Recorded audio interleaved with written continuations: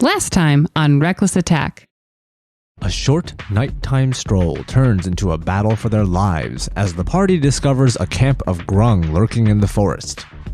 Despite being outnumbered, the party evens the odds with the help of the Verdant Wave Adventuring Guild and manages to slay the High Overlord and rout the remaining Grung forces. Now, as day breaks and the party is left with more questions than answers, how many more trials will they face before they make it to the Red City of Agmar? Find out this week on Reckless Attack.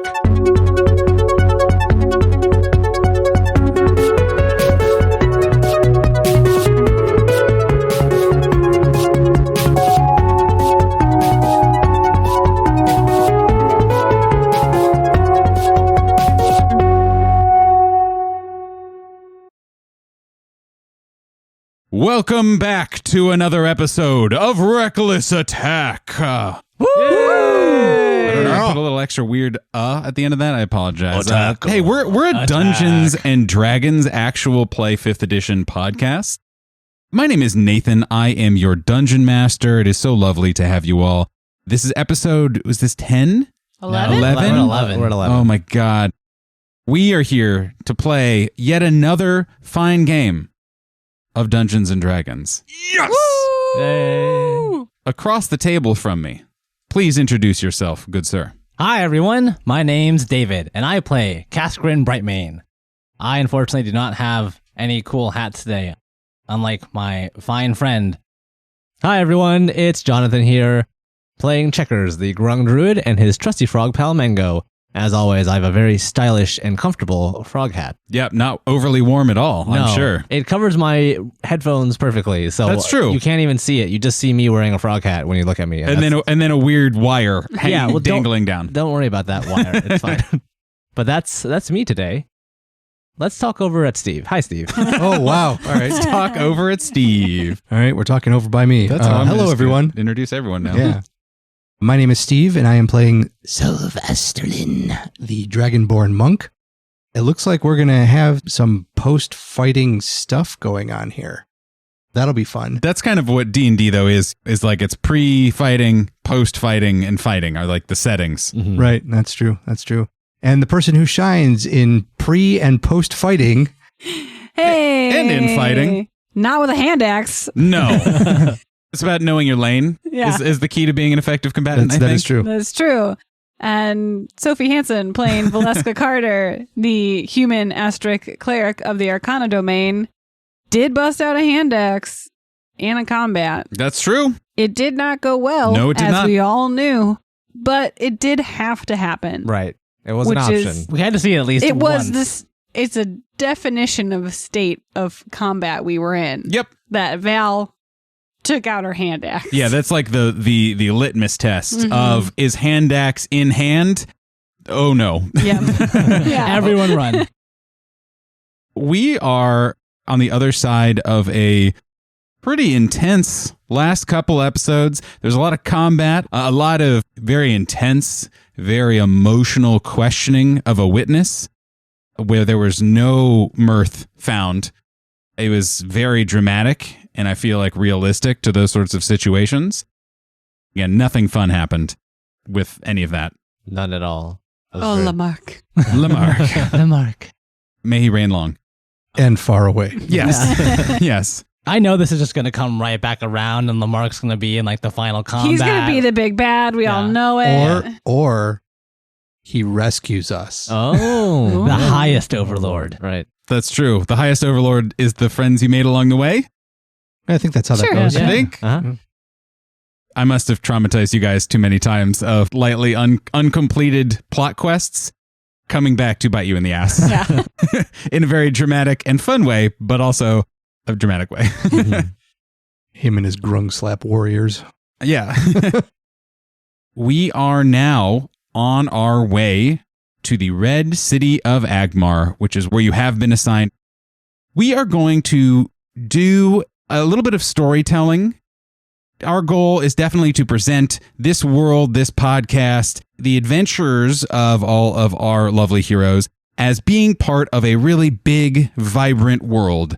There is always adventure or strange things happening, weird phenomena, but also in kind of the interest of both storytelling and just our own momentum, treating it a little bit as a travel montage.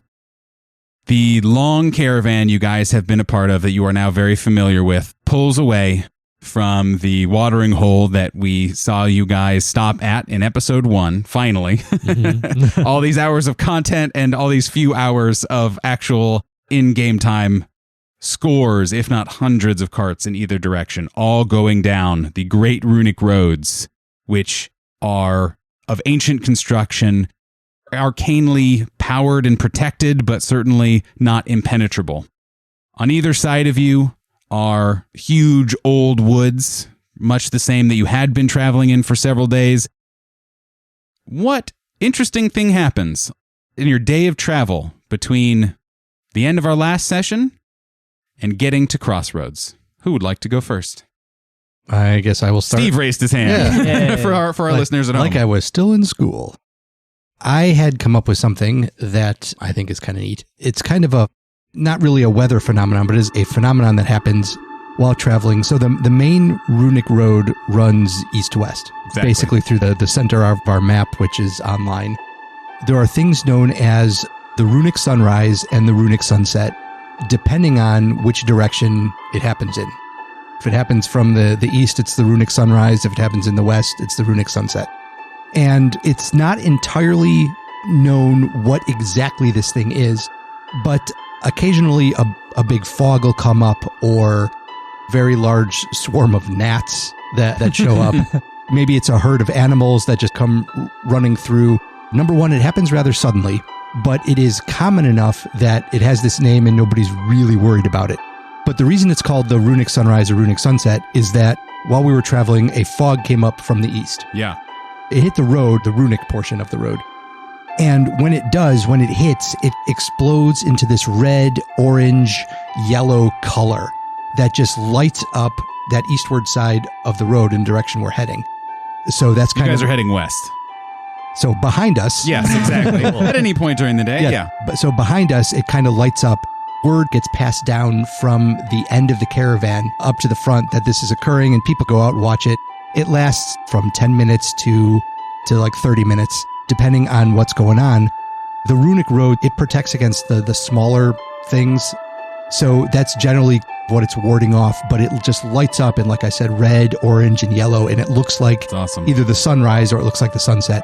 But mixed, it sounds like, with a little bit of the aurora, the northern lights kind of thing. Yes, almost. yeah. So it's these lights flicker and come across, and it comes almost around the sides of the road and over the top of the road. It encompasses whatever is protected from the road.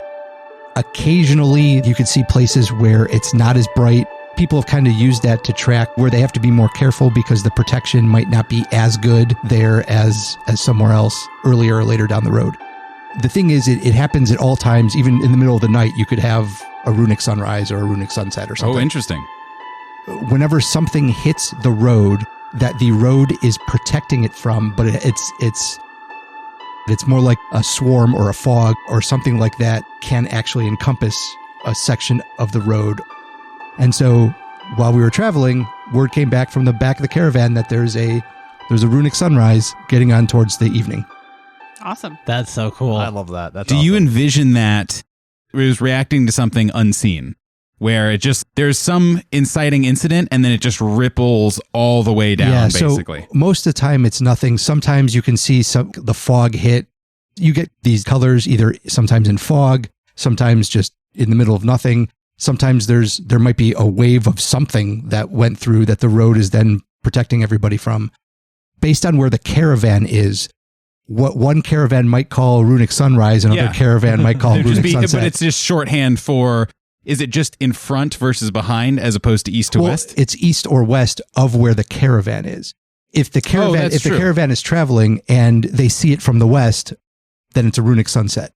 Another caravan might see it and it might be in the east for them, in which case it's a Runic Sunrise. Cool. I love that. That's wonderful. See, this is why we do it. That's a really cool. neat. That is lovely. Runic That's Sunrise, beautiful. Runic Sunset. Canon. Yeah. Nice. Yeah. Canon. I love that. It is a peaceful journey as you guys are going, other than you see it was a sunset, correct? It was sunrise. We are Okay. traveling. If we are traveling to the west, then it is yes, it was a runic sunrise because it came Okay. from behind. Other than that, which you may have seen, you guys have been on it for quite some time now, so there's a chance you would have encountered this, but it's still always this spectacular sight to behold, especially out in the wilderness. Eventually, you guys make your way to Crossroads. We see flashes of several scenes. Everyone getting to Crossroads again. It is this huge outpouring of caravans that are all fanning out. Some people are entering into the city and being processed. Some people are in their wagons, essentially just being like, I'm provisioned up. I don't want to leave. I want to make sure I'm here for the morning. Would you guys just kind of hunker down and be like, I don't need to be in society. I would like to just be here and relax and whatnot. Checkers would absolutely take this time to stretch his legs more than he usually does and go see the local sites, see if there's anywhere high up that he can see the rest of Crossroads from, and if there's any large landmarks that he can go climb. The one that would interest you the most, in that it is both the highest and also the most important and dangerous. Nice.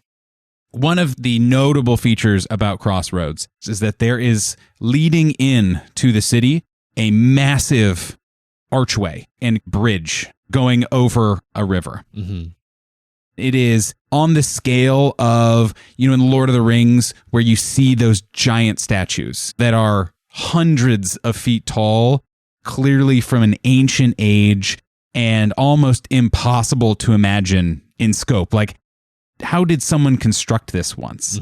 That large, that ornate, there's carvings in it. It is true beauty and artistry, which is where I assume. Yeah, Checkers.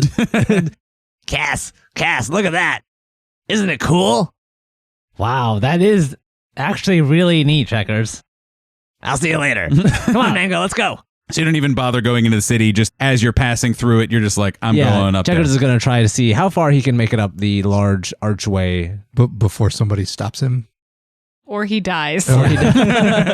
Yeah, if Checkers gets like stopped by guards or whatever, he might not try that hard to get up there. He might try a different route. Yeah, right. A way that's not immediately obvious, but he is going to spend the day to try and get. There's a lot of guards around, obviously, in this world, but I would say you would have no problem. It would take a lot of time. You may have to take a break, but you would have no problem climbing to the top of that. Members of the caravan, as they're going through the archway, might see a small blue frog and a large green frog just like hopping and climbing up the large archway at a relatively steady pace as they enter the city. Excellent. Is anyone else doing anything? I just imagine that Casgrin has befriended a family somewhere else in the caravan who said that they're getting off at Crossroads.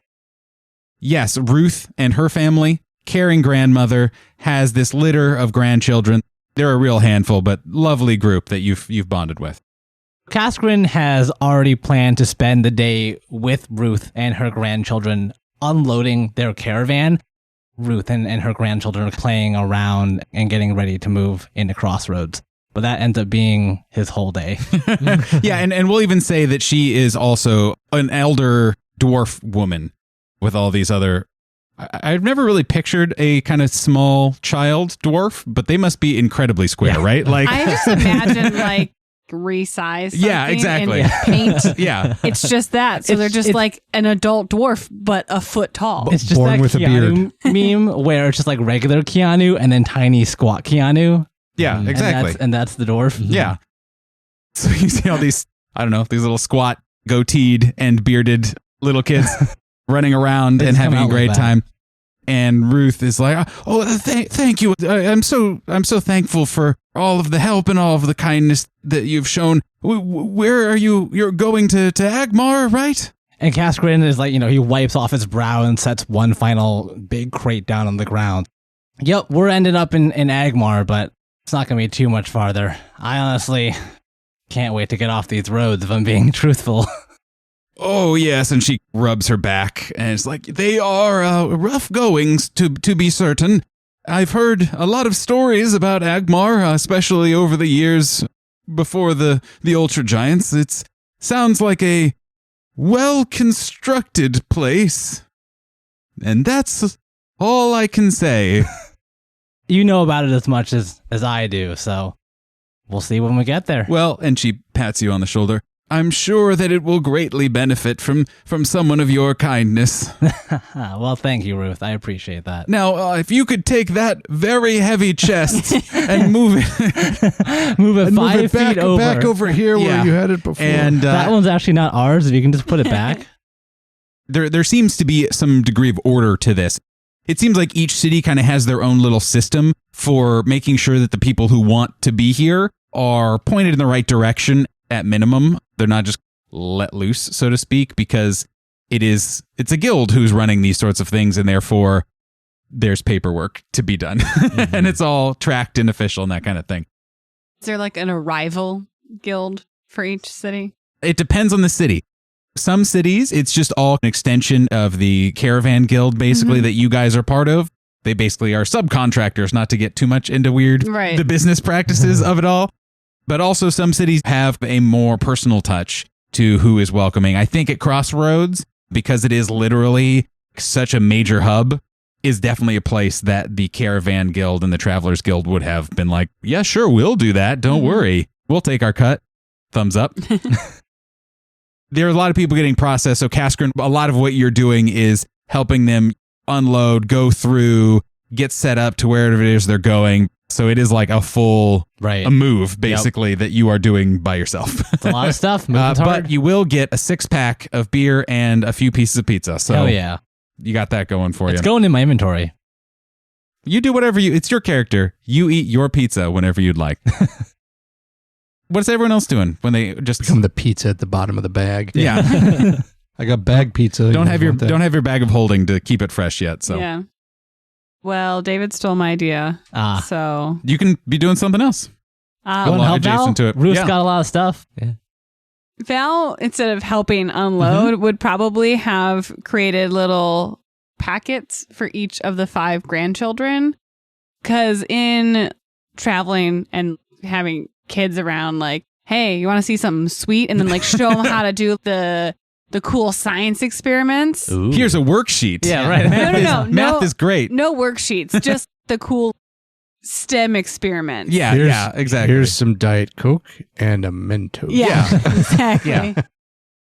So she would have, depending on their age. Oh my God. No, I'm imagining, if I may, there's a line of children who over the course of the weeks have interacted with you or heard from someone else that they can get cool science things from you. Yeah. And so now there is actually a range of children. And sometimes they blow up. That's like a Sometimes the lose a finger experiments. way. No. To be clear. Yeah. No, like the Diet Coke and Mentos. Yeah. Not the children. The children are fine. Don't explode. We all paused, and Steve was like very excited to be like, yeah, and it's like really cool, and like they love it, and we were all staring at Steve. Steve to and I be were like, on the same page. Yeah, we did not what? think the children were. The rest of us were like, Oh Steve, God. I don't know where your what heads are are. you talking? I don't know, man. It's a dark world out there sometimes. Okay. Anyway, Hey, where's Timmy? yeah, I was gonna say, and all the kids love that, like that they could be Do it again. A blast. turned into a fine paste at any given moment. I was going to say, at the end of this long line of children, specifically probably would be checkers. Just like, hey, Val, that looks cool. Can I have one? Give me one of those. Absolutely. You Yeah, I was can, gonna say checkers. that I would imagine is like Just warms Val's her heart. greatest dream. She's like, Right. yes, it's happening. I finally reached him. Hands-on teaching is what he Right. needs. He's an experiential learner. He just takes like the Diet Coke and just like chugs it and then tosses the Mentos in his mouth. Val, watch this. There's a line of children by the end who have either interacted with you individually or have heard from someone else, and the word's gotten out that they might get cool activities to keep them entertained, and it is a smash hit. Val will not be helping Kaskrin unpack. She'll be making sure all of Ruth's grandkids have a goodie bag to take with them. It's like a little satchel, a little backpack that they can take with And I'm them. imagining notes of like, IKEA pictograms. Oh, see, that was 'Cause smart. for kids, They're not going to read it. I was going to say you were going to flex your multiple languages that you learn, but that is much better. There is definitely language packets in there along with history. There's other things in there when they finish the science. Oh my God. Just in a hopeful way that like maybe they'll read this. I was thinking, well, where did Val get some of this stuff? There's an alchemist who literally sits in a wagon with alchemy stuff, and he would have been fine with you pilfering that, no problem. But like the notebook, the history stuff, and now I'm imagining that you have a specialized series of notebooks that are constructed in such a way that they can be turned into pictograms, worksheets, all kinds of resources. Everybody learns in a different way. That's right. Val is prepared to teach them wherever they are.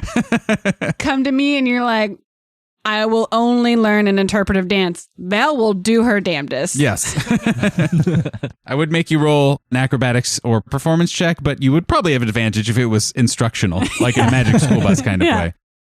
She'll do that. And then I don't want to turn this into a shopping episode. She has to restock Edris's supplies and her own and go to the post office. Yeah, you will really get to do a shopping episode at Agmar. I'm assuming that you guys will be exploring the shops and the people and the whatevers that are there. No problem. She's going to go to the post office drop box knowing that she has other things to do. Because we talked about the postal lore. Yeah. When are you going to I the would post rather office? go in Agmar if that's all right. I will do the much teased privately postal infrastructure lore drop there. This is in the interest of montage. Yes. Because we're still, in my D&D podcast is postal service lore. And that is always our goal, is what do we want? And then we hope and pray that anyone else is sort of interested in it, but mostly it's like, well, what do we think is neat? If you guys are still listening after postal lore, we know you're in for the long haul. Right? We haven't even gotten into it yet. You'll see. I mean, if we had time, I would ask Nathan to go into the business details of the guild subcontractors, but I know nobody else wants that. Neither rain, nor sleet, nor snow, nor dragons, nor giants. Steve, do you have anything? What would Selv be doing? You guys have like a day tops to be doing all this kind of stuff. Selv will primarily be meditating, as quiet area as he could find. Taking the rare opportunity to do so, I'd imagine. And if any of the mortals that we had rescued from the Grung wake up, specifically the ones that we found with the, I don't know what else to call it other than outlandish clothing. Yes. If any of them wake up, Selv would try talking to them, either communicate and determine what languages they know, and then maybe come back to Val to see if she happens to know one of those. If Selv doesn't know the language, which I'm kind of doubting that he does. And he would just try to figure out main questions like where are they from? Where were they attacked in their land that this happened? And try to communicate to them where they are now and find out what they want to do about it. That is a perfect transition. One of the things that happened when you came across that grand bridge into Crossroads, there was a big flurry of activity. Once your trail masters alerted their fellow guild members, we have a lot of sick people here. Selv, what are your thoughts on you having matriculated your way up or even be asked by the trail masters? You know what this was a little bit better than we do. Can you help us explain it, make sure we get people the treatment they need, that kind of stuff? Yes. I imagine I'll probably also be there with Etris, probably, since he concocted the potions that would help. You see Selv with Granek and Brannar, the two trail masters, and you see him at the front of the caravan explaining to these people what's happening, directing people. You see Selv has brought Etris, all of these people being cared for in some sort of a triage area. Etris is there explaining to the doctors what he saw and what he did and what seems to be working and what his kind of thoughts were. Selv is being questioned by a lot of people, maybe even some city officials, explaining what you guys saw, what was going on, explaining there's no need to panic. It's dealt with for the time being, and also it's not contagious. But what you find out, Selv, is that these people are probably going to be okay based off of what Etris is seeing and what kind of everyone else is seeing, but will probably not be awake for at least a little while longer. If you guys stayed in the city, you'd be able to talk to them. Otherwise, there's no saying exactly when they'd wake up. And they would make sure to send word to you guys when they Okay, had good, more information. good. Okay. They'd be happy to do that. Good. All of that happens. You guys are all busy throughout the day. You see this lovely picture of real sunset, not a runic sunset, of Checkers and Mango sitting at the top of the bridge, just kind of looking down at this walled-in, heavily fortified, busy city from atop this ancient structure. You see Kaskrin sharing a meal with Ruth and all of her grandkids. Valeska seeing a group of kids seated together, all in a circle, and all messing with each other's experiments and giggling and having fun and exploring things. Self, you are meeting with these city officials. You're having that kind of official delegation. I'm the Responsibility, representative from the guild that is... Exactly. Yeah, okay. One question I had about the city is the runes on the Runic Road, does that extend to the walls of the city and that kind of stuff too? I'm glad you asked. It does not extend to the walls of the city, but what it does do is there throughout Crossroads, there is a section that is still Runic Road cutting through the city. Okay. So even if all the rest is cobblestone, there is a section that is clearly Runic Road. So it has all the runic stamps on it. If you ever saw a runic sunrise or sunset, it would flash through the whole city as it went and turned up towards Agmar. Cool. The last image, and I don't know, Selv, you can decide if you see it or not. You see Yanis Varga, where you are meeting with these officials, making sure that they're aware of what's going on and know what to look out for. And you see him just appraise you, take a swig of a flask, and walk away.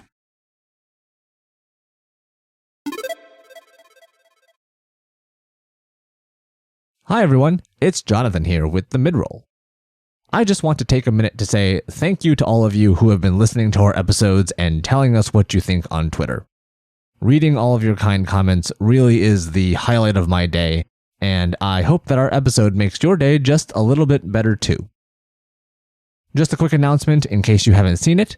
We have been posting more content on our Patreon at patreon.com/recklessattack, and if you sign up at the $5 tier, you can get access to our monthly interviews with our cast members and other fantastic creators in the TTRPG community. The first one we put out there was a great conversation between myself and our DM Nathan, so you definitely don't want to miss that. Anyway, that's all from me today. Have a lovely day and enjoy the rest of the episode.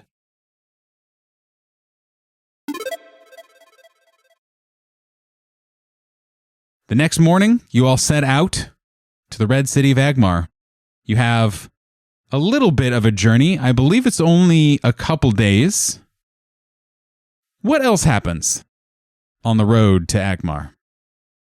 I'm imagining as we're traveling, one of the days actually coincides with a holiday back in the desert city of Rakma, Sure. where we came from.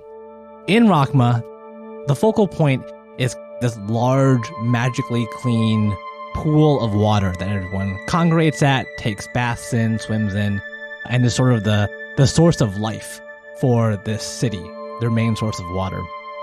It was first put in by a saint, Garrick Zidane, also known as the Wandering Scholar. This holiday is really to celebrate him and the great deed that he has done by putting this pool of water into Rakma. As we're traveling the road, I imagine we come across a clearing that is similar to the one where we fought the lobsters. There's Sure. a pool of water there. People are able to relax for the evening. To celebrate him, people use the water to clean themselves. One of the rituals is washing your hands and your feet and your face with magically clean, pure water to cleanse yourself. Obviously, there's not clean water out in the... There's not, no. Yeah, and while we're traveling, in order to celebrate Garrick Zidane and his accomplishments in Rakma, Kaskrin would ask Valeska, since you also have a lot of familiarity with this, to make some clean water so that we can wash our hands, wash our feet and our face, and cleanse ourselves to Zidane's memory. Would you be willing to do this for us? Absolutely. I can create a lot of water, so we might have to ask Checkers to borrow the barrel. Up to you if you want to do that, because we can invite others from Rakma. There's a real moment of struggle where Castron's deciding if he wants to ask Checkers, but like Not nothing, Val, yeah, but Checkers. nothing else is big enough, so it's like Yeah, that's why Checkers. Val suggested the barrel on the back of Mango. You guys know the variables will say that you're dealing with. Checkers, can we borrow your water barrel? Sure, but what do you need it for? Water. Castron like explains the idea a little bit, the ritual. We need somewhere to store clean water for the ceremony. And before Cass would have started explaining this, Val would have cast Mind Link to Cass and just asked, do you need me to make this sound super boring Ooh. to make him disinterested, or are you cool with it? This one I am cool with just because the ceremony is more communal, but maybe next time. Then Val will like hype it up to try to get Checkers in. So you're all gonna put your hands and feet in the water in the barrel? Well, No, we each have our own vessel with our own little bit of water. Oh, but we okay. need the barrel so I can create, like you can create water, to fill it up with clean water Okay. and offer it to everyone. Because I was gonna say that's disgusting if you're all using the same water, but I agree. That's why we're using our own vessel. oh, we just okay. need somewhere to hold all this water. Oh, that's fine then. Mango, here, boy. And Mango jumps over with the big barrel of water on his saddle. I've never a really Saint thought Bernard. about it. Yeah. This will have no mechanical considerations ever. Period. Like I'm not interested in it. But the idea that Mango sloshes everywhere brings me great joy. Like, Unless that's wonderful. unless the barrel is filled to capacity. That's true. But like, is Checkers really refilling it all the time? Is he keeping it topped off? When he can, and this might be a situation true. where the water in the barrel is not the cleanest. Like he probably filled it up at a spring somewhere with some dirt and some gravel in there because he doesn't care. We know you filled it up in episode 1 when Right. we stopped it there. Yeah. Which was But apparently 2 there days ago. there was other stuff living in that water, so Right. you know. Val will destroy water Right. in the barrel. Yeah, it's probably And then create some new water. Create Absolutely. new Press to water. digitize it clean. Yeah, the whole thing. The spell is create or destroy. Oh no, I mean, and like I scrub don't down the have sides, that. basically. Yeah. Yeah, it might be Manual Arcana? scrubbing. Mm. It might be a little grimy. Once we filled the barrel with water, Casquin would go around offering it to others from Rockmall who might be observing the same tradition. And so that would be how one of the evenings is spent. Maybe a small line forms of people. They wash their hands, they wash their feet, and then they go about their evening Yeah. having given a thought to Garrick Zidane. I like the idea. Maybe you said it, Sophie. There might be people from Rockma who are on this, Mhm. other than you guys. This is obviously pretty far, so I'm sure a lot of people have broken off. But yeah, I really like the idea, the symbolism of offering that to a sub community, basically, and then inviting other people in. I love that. Lovely. Val will hand out like a little pamphlet. Oh, Garrett. Anybody's interested? Not from Rockwood? Here you go. Yeah, and again, he'd Want to learn be about the Desert City? Here you go. he would definitely be a big deal there. He had a big part in founding the city, the illustrious Athenaeum. Is that what we decided? Atheum, 'cause I can't pronounce it. I really couldn't remember. He had a big part, this saint, in founding the city, in founding the Atheum. Does anyone else have anything that they would like to have happen on the road? The one thing that might happen is as the caravan is moving through the woods, the party would have seen Checkers disappear early in the morning. I'm sure they would have seen you disappear many times. This is nothing new. But this particular time Exactly. in the morning. At some point, maybe an hour later, the three of you would hear crashing coming through the trees, getting ever closer to the Oh, good. caravan. And Nathan, you said we weren't going to do combat today. Well, what I said was that this part was not supposed to include combat, but carry on, yes. Absolutely. And so the party would see after maybe a minute or two of what sounds like almost like a stampede coming through the woods is Checkers 10 feet up, hanging onto a branch with one large orangish yellow egg in his other hand, staring wide-eyed at the party. And it's clear that like his cloak has been bitten. He's been like bleeding a little bit from different places. And he's like, Hey, guys, don't wait up. I'll see you soon. and then he like jumps away into the trees a little bit further.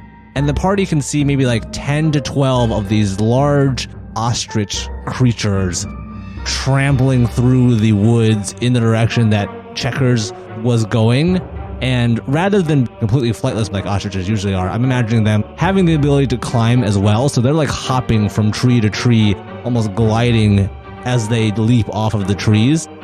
They are a very terrifying force to be reckoned with here in the forest, as they can also just like traverse and jump and climb around the trees. I'm also imagining you Checkers coming from one side of the Runic Road, scurrying across the other side and into the forest or whatever, being like, okay, cool, the Runic Road might be a wall or slow them down or something. Right. And then all the rest of the party sees these huge creatures jump like 30 feet up in the air and spread their weird wings. Glide. Glide, but with their huge taloned legs outstretched, Like go a across hurdler. like a hurdler. Again, like 30 feet up in the air as they continue chasing after. I didn't think they could jump that far. They're climbing the trees like spider monkeys and just hurling themselves off of it. Except they weigh like 150 pounds. Right, exactly.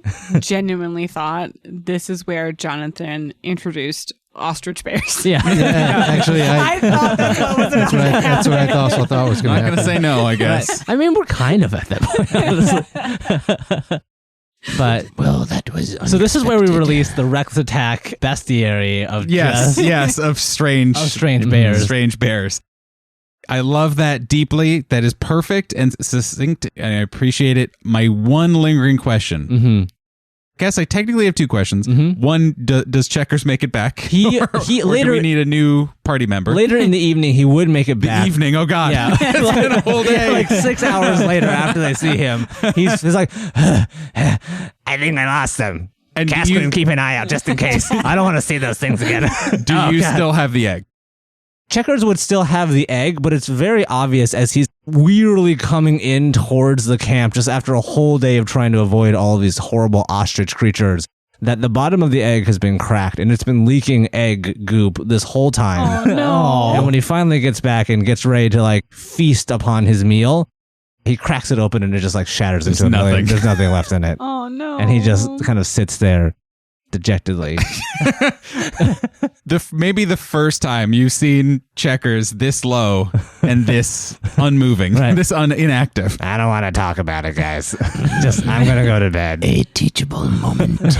Val will find somebody in the caravan who's brought a chicken with them and barter for some eggs and make Checkers little scrambled egg meal. A little omelet. Casper will get the pan started. Yeah. we'll just cook them up some like not At least for breakfast or This is like late in the evening. We have to like start the fire all over again. He probably hasn't eaten the whole day because he's been right. Like she just feels really bad. Like Right. it was an idiot thing to do. It was a bad But choice. that doesn't mean he shouldn't eat. Yeah. He needs to keep his strength up. In Checkers' way, he really put forth the effort. He worked 8 hours He of tried effort. to work He for that worked meal. so hard. That is, Checkers is a hard worker in a narrow subsection of activities. Right. Some would say obsessively hard worker in a narrow subsection of activities. Mostly stealing and then putting badly drawn crayon sketches of people into their pockets. When Cass and Val, I guess, finished cooking, Val will place it next to him with like a little cover. So whenever he wakes up, there's just like a little like bento box of eggs.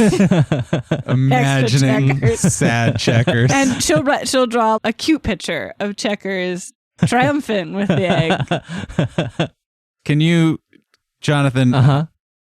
Once again, I need more info again. I want to montage it. I want to keep things moving, but like I need the story closure of when does Checkers discover this egg meal and what does he do with it once he finds it? Right. So it probably wouldn't even be anything in the evening that happens, but probably when Val wakes up the next day, she would find, to her surprise, that the dishes that she used for the egg meal that she gave Checkers have been cleaned and scrubbed and put away right where they should be, backwards.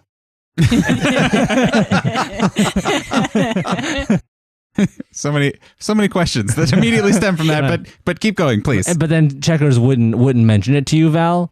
He would just go about his day as though nothing happened the previous day and everything's fine. As a Checkers. Right. I want to know if there's a flock of ostrich creatures just eyeing Checkers from the road. I am taking my notes. Stalking us in the Some Agmar. things may come up. Some things may not. It's like birds They that do the looking at you with you their know, thing. talons. Yeah. Yes. Oh my God. Sophie, Mm-hmm. do you have an addition to the travel montage? And if not, all good. It's all Montage. opt-in.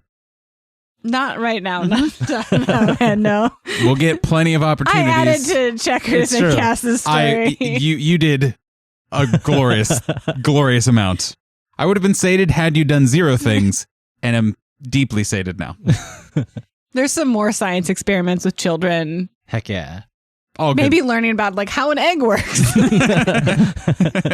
And Checkers, you see, just looking and being Actually, it's maybe paying attention. a lot of contests with having a spoon with the egg in it and trying to get across the 20 feet. We find our heroes at the end of the night around their campfire. Etris is there. Hody is there nuzzling up to whoever Hody wants to nuzzle up to, or wants to do that thing where there's a dog. You happen to just be like, oh, well, I'll just sit next to the dog and like, I'll just hug it. And oh, look, it chose to just be here. Isn't that what a neat coincidence? Whoever that would be. Val will always default to that person, but knows she should share. Hody does a good job. She really spreads the love around. Mm-hmm. You guys are sitting around your campfire, and you guys are kicking back after a long day of travel. You know that tomorrow you will be at Agmar. It's just one of those unfortunate distance things where it was too dark to keep going, but is tantalizingly close. Once again, guards are set up. Brannar and Granak come by and chit-chat with you guys for a little bit, and thank you again. They do the appropriate amount of small talk, talking about whatever, asking you guys a little bit about what you're doing. Thank you again. And the conversation turns to thanking you. Brannar just says, again, I really appreciate what you guys did for the caravan, for the guild, for all those people. It sounded like they'll be okay. And I'm sure the people of the Mail Carriers Guild will get word to you guys as soon as they can. But I just wanted to say, though we couldn't help you officially, technically in the moment, we still certainly, and I talked to my superiors there at Crossroads, can thank you for what you did. We have some monetary dispensations for you. That's the official term. We have some gold for you. You get it here. And he just like out of a pocket, he pulls a pouch of gold and hands it over to you guys. And you see Granak, in the back. That's their celebrity couple name. It's Granar, kind of just smiling in the background, and tosses it to you guys. And it is 150 gold pieces. Ooh. Wow. Which is pretty tasty for a second level group. Total or each? Total. How dare you, Steve? Just checking. Val will go up and shake his hand, being like, thank you so much. This is not needed, but is very much appreciated for new guilders coming up. Was not the literal least we could do, but close to it. So thank you. Tomorrow's going to be busy for everyone, for us, for you. And I wanted to make sure you guys got this before anything happened, before we parted ways and didn't get to say anything. But I will promise you all, I'll put in a good word for you guys with the guilders there on my end. I don't know a lot about how you guys operate, but I can't imagine that sort of thing won't be helpful for you guys. So we couldn't help, but I can help you now. We very much appreciate it. And if your guild does ever need the assistance of ours, please let them know to reach out to us. We will be in Agmar for some time. Anything you need within the city walls, we can definitely provide. I appreciate that. Anyway, I'll let you guys have the rest of your rest and the rest of whatever meal you have. Not fun to say it, but I'm sure we'll need you guys out watching on patrol for tonight. So get your rest. I got to go give another pouch to the other guilders headed to Agmar. Hopefully see you tomorrow. And if not, good luck. And Granak goes over and hugs each of you in his giant orc arms and just also says a thank you to you all as they mosey along. Can I didn't. Sorry if I was ruined not that ready for sound that. effect. Ooh. Yes, Sophie. I would like to know if the verdant wave gets hugs. Are you following them? How committed to this knowledge are you? Val, I can find out for you if you want. Sophie wants to know, not Val. She's good with her hug. She is content in that. And she's going about the nightly business. And you don't have to tell me. Well, but what I will say, and I'm glad you mentioned that, but you guys didn't really see the verdant wave throughout the whole caravan time. I mean, because it's huge. Mm-hmm. Even in they the could be days, like 3 miles behind us. right? I mean, basically, took a while for Brannar and Granek to get to them, to get them back to you guys. You didn't see them at all the whole time. Whether that was just because they're in a very different place or for who knows what other reason, but no hide nor hair other than in the cutscene that Selv may or may not have noticed. Mm-hmm. So, your last night on the road. Who would like to take first watch? I'm not going to take first watch because I know what happened last time. Checkers will take first watch. Okay. Has he learned that then he can sleep the rest of the night? Yes. Just uninterrupted sleep for the whole evening. No one will bother him, and it will be fine. And then number 2? Val can go. I can go third. All right. I'll take the last one. Last watch. I'd like you to all roll me a d20, please. Man, we haven't rolled any dice tonight, right? Checkers has a 16. I was going to say. Oh, I didn't know if you wanted to call out or have anybody, nope, or like go ahead. first watch first. Oh, or yeah. something. Val has a 7. Yeah, just go in order. David? Kaskrin has a 13. Okay. Selv has a 9. Okay. Oh, no. I'm just going to, don't mind me, Self. Yep. Okay. Don't mind me. I'm just taking Steve's character sheet away from him. The watches, for the most part, go uneventfully. 2 things happen over the course of the evening. Checkers, on first watch, you hear what you are pretty certain is a blood-curdling cry I don't like this. of a large avian creature. Oh, God.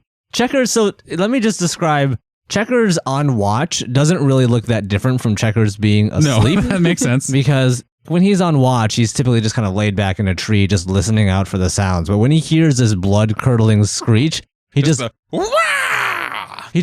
jolts up and just starts staring around, listening for the sounds of stampeding ostrich creatures in the distance. Just like, Cass, Val, Selv, they're coming, hurry, get up. I'm ready. What's going on? But that's all that happens. You only hear it once. You don't hear any other activity, at least that you could tell for the rest of your shift. Just a bad dream. Everyone go back to bed. Cass, I wasn't sleeping, I promise. Of course you weren't, Checkers. Wait, you had a bad dream, but you weren't sleeping? Shh, don't tell him.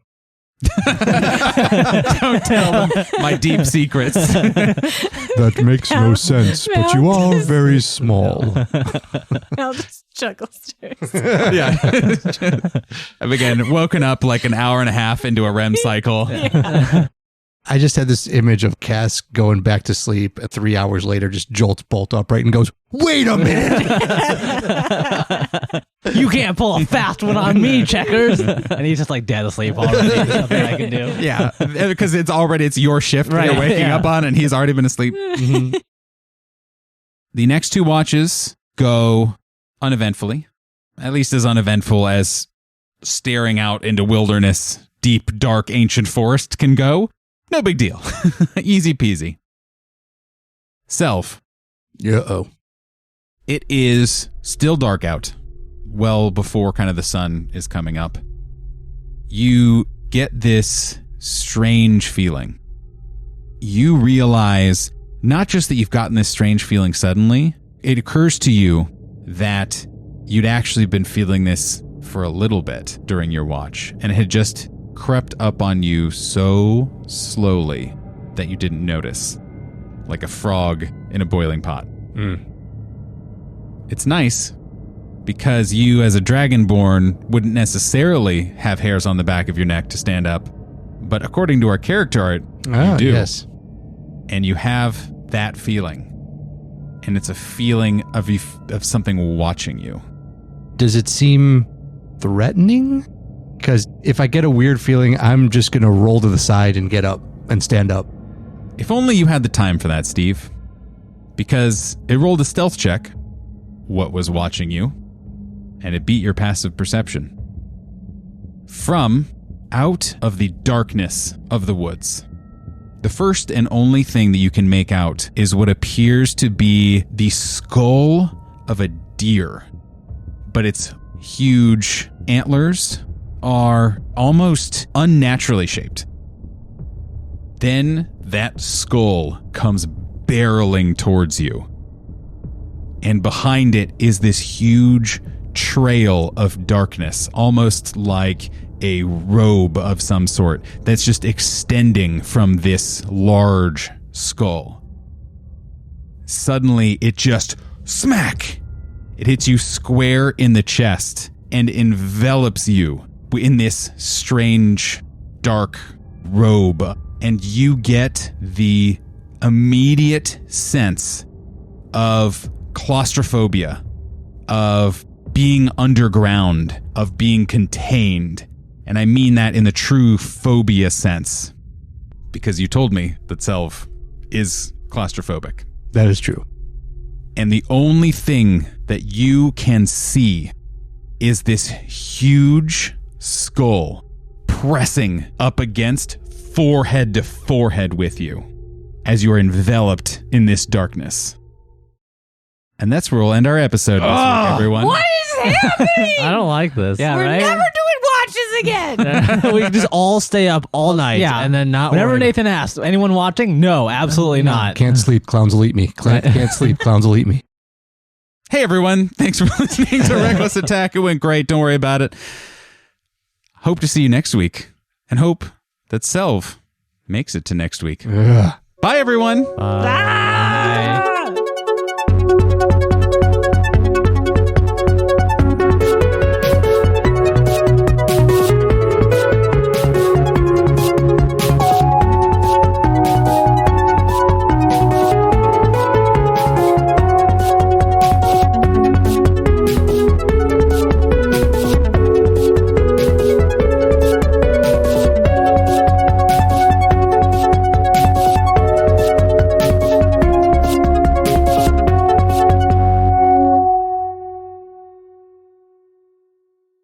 If you love Reckless Attack, and I know you do, you'll love the people who helped us make it possible. Our logo artist, Maggie Pearson, character artist, Borg Cinnabon, and website designer, Donnie Chung, put together all of the visuals you see for our podcast. We have some fantastic music, too. Our opening and closing theme was written by Chicago-based composer Megan Carnes. We also use the works of Kevin MacLeod and Michael Gelfi for our background music, and appreciate all the wonderful content they've put on the internet. You can find all of their social media links and more info about each of them on our website, recklessattack.com. See you all next time.